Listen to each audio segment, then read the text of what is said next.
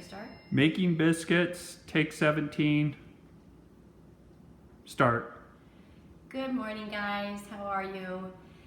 I am so happy to be with you today. I'm really enjoying cooking over break, and I had a little extra buttermilk left, so I thought a good way to use it would be to make some biscuits.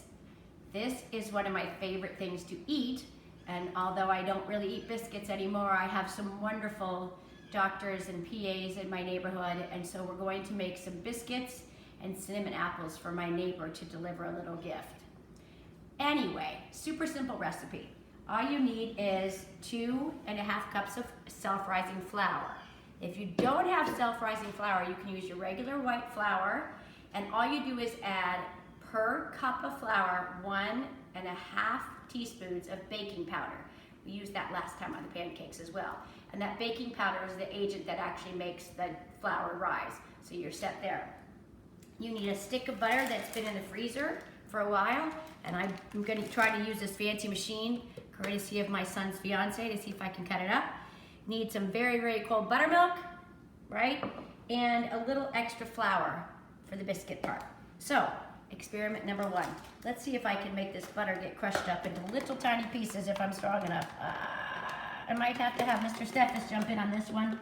I think I do. So, I'm going to have a little switcheroo here, and I'm going to have Mr. Stephas go ahead over there and put that butter through the machine, because it is way too hard for me. Look at those muscles. Oh my gosh. That is so frozen.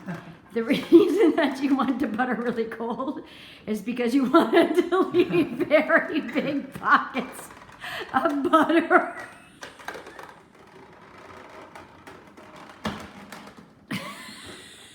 Beautiful.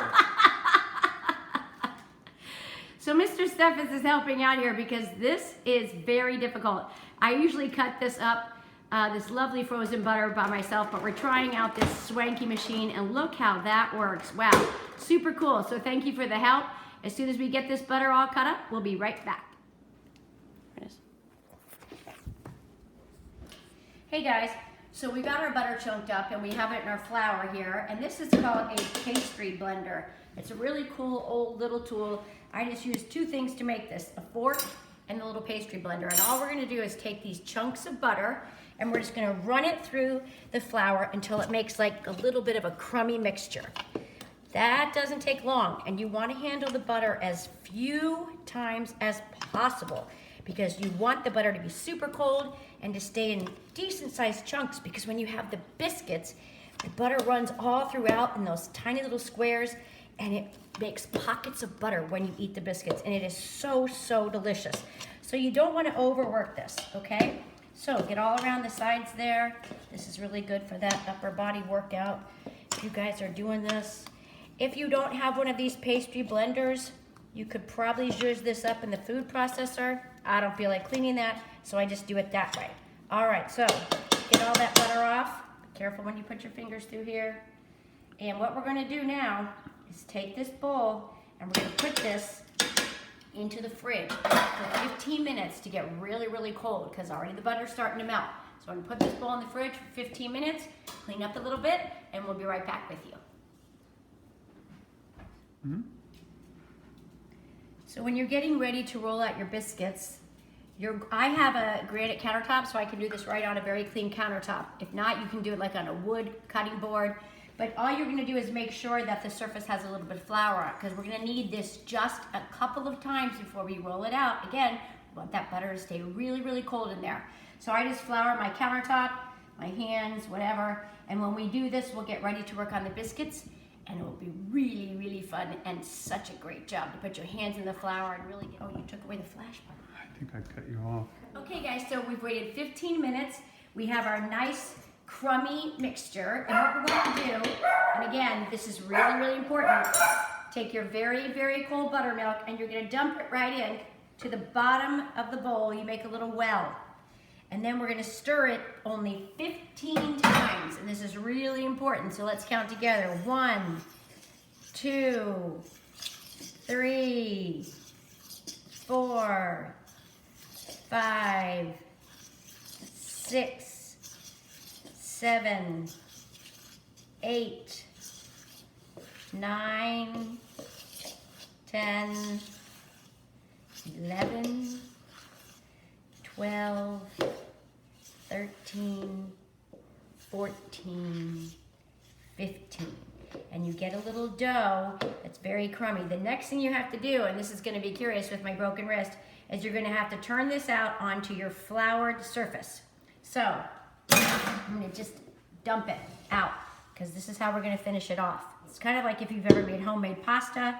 Your dough should pull apart from the sides, so there should be nothing left on the sides. So I'm going to try to do this with one hand, which is going to be very interesting.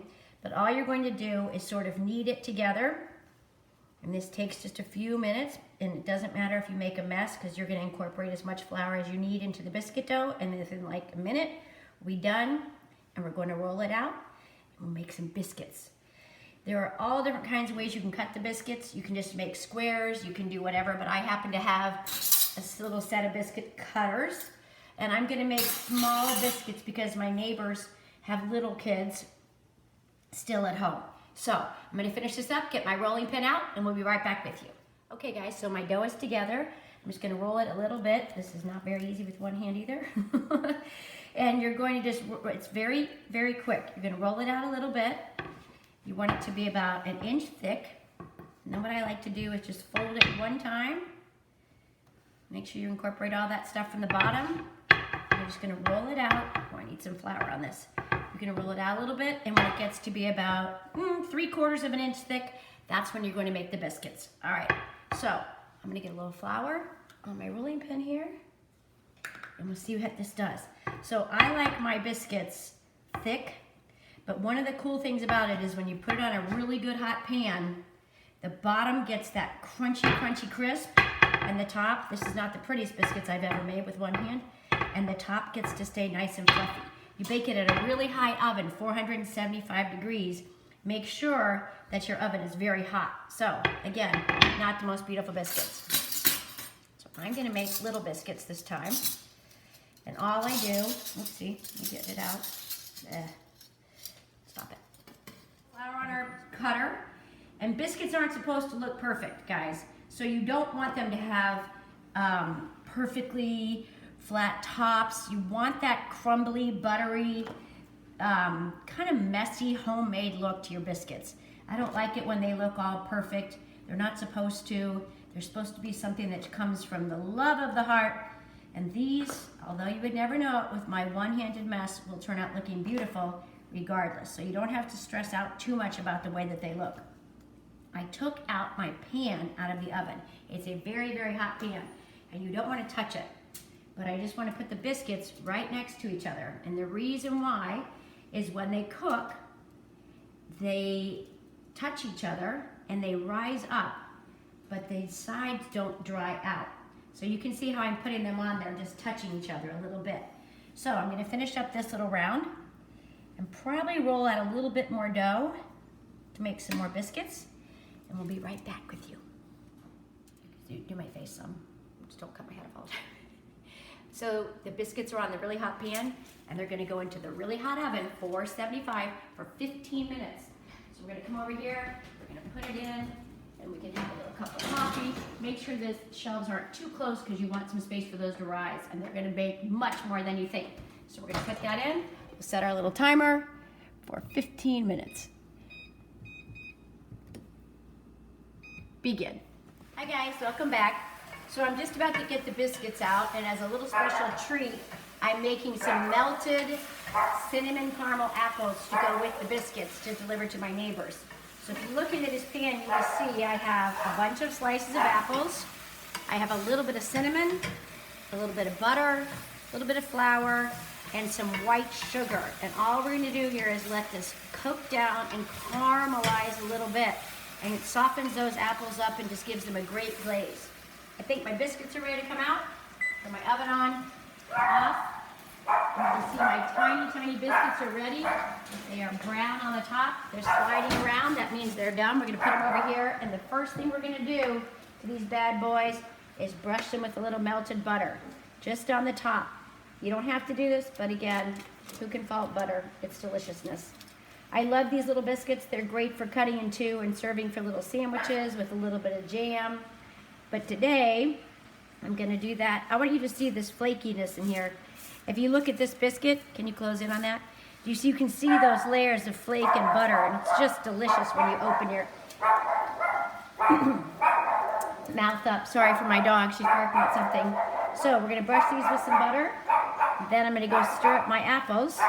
As soon as they're done, we're gonna take this over to our neighbors for a nice little treat. Okay guys, so my apples are done, and I'm actually gonna go ahead and put these into a little Tupperware. I've got my biscuits ready to go. They look so adorable. Look how cute those are, little tiny biscuits. They are so buttery and flaky and delicious. This is delicious as well. If you look in here, you can see there's caramel, literally caramel glazing these apples, and it smells so good, like cinnamon, a little bit of nutmeg, definitely some caramelized sugar, which never hurt. We're gonna put these in this little Tupperware. Mr. Stephas is gonna run this next door and deliver it so that everything tastes as yummy and hot. You can see that steam coming up as possible. So I am very excited to have been with you guys today. I hope you try making some basic biscuits at home. It's really a simple, fun thing to do when you get your hands a little messy. I love you guys, and I'm thinking of you, and I hope you join me for our next What's Cooking with Mrs. Stephas. Be well. Blessings.